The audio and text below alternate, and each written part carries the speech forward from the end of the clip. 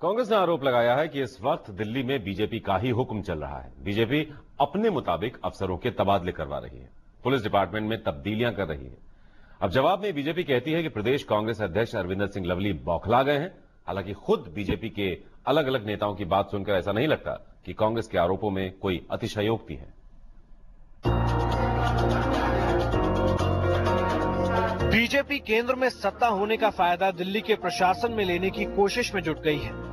Party ने अफसरों पर नकेल कसने की शुरुआत भी कर दी है और कहा है कि जो अफसर काम नहीं करेंगे उन्हें हटा दिया जाएगा।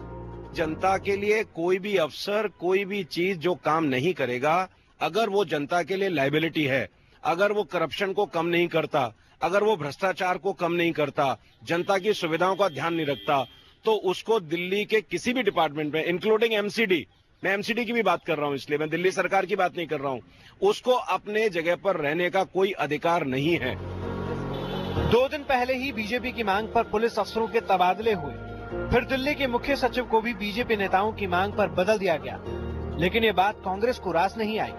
दिल्ली कांग्रेस के अध्यक्ष अरविंदर सिंह लवली ने तो बीजेपी पर प्रशासनिक गुंडागर्दी का आरोप लगा दिया, लेकिन बीजेपी के नेता 2 कदम आगे हैं। दिल्ली में सरकार नहीं तो क्या हुआ, बीजेपी के सांसद और विधायक खुलेआम कह रहे हैं कि अब दिल्ली का प्रशासन पार्टी के मुताबिक ही चलेगा।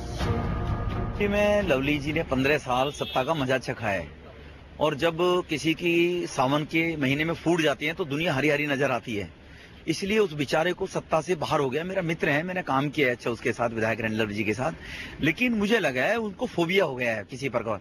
अब शासन सत्ता कांग्रेस के हाथ से छीन कर, भ्रष्टाचारी लोगों से छीन कर जनता ने बीजेपी के लोगों हाथ में दिया है, तो बीजेपी के लोग किस ईमानदार अधिकारी से काम करा सकते हैं, तो उसी की तो पोस्टिंग करवाएंगे ना जी। बुरा हो तो उसमें बुराई क्या है।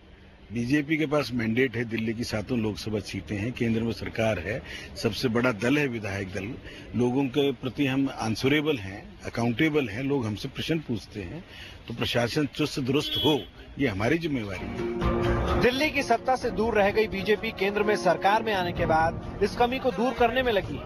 आरोप तो उपराज्यपाल के जरिए दिल्ली में अल्पमत की सरकार बनाने की कोशिशों का भी लग रहा है, लेकिन जब तक सरकार नहीं बनती तब तक केंद्र के जरिए ही पार्टी सत्ता सुख भोगने में पीछे नहीं है। दिल्ली में बीजेपी की सरकार बन गई तो पार्टी की बल्ले बल्ले है ही, और अगर नहीं बनी तो केंद्र सरकार के जरिए चुनावी तैयारियां जारी हैं। यही वजह है कि बीजेपी प्रशासन पर कंट्रोल की पूरी कोशिश में है। कैमरामैन अभय कुमार के साथ कपिल शर्मा, दिल्ली आज तक।